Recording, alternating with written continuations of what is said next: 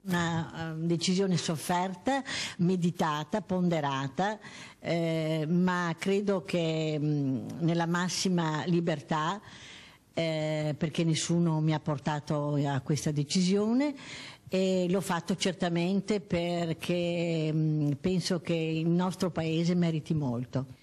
È serena e ben consapevole della scelta fatta nel non votare, assieme ad un altro veneto, Fabio Gava, la fiducia al governo Berlusconi. Fiducia o meno, la questione per l'onorevole Destro è un'altra. Gli italiani stanno vivendo un momento difficile, hanno bisogno di risposte forti, ma soprattutto di scelte forti.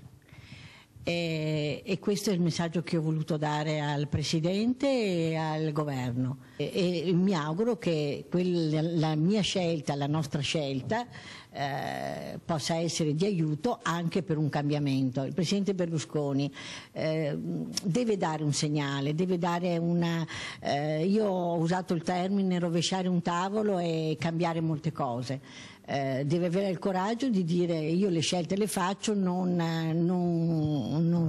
voglio e non posso essere vittima di ricatti.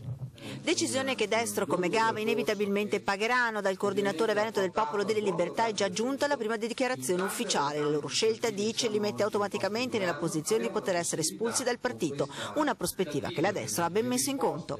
Le scelte hanno anche delle conseguenze dopo, non è questo che mi preoccupa. Quello che io volevo è dare un forte segnale anche ai veneti e ai padovani. Non si potrebbe aprire la strada per una candidatura a sindaco di Padova magari? No, io ho già dato.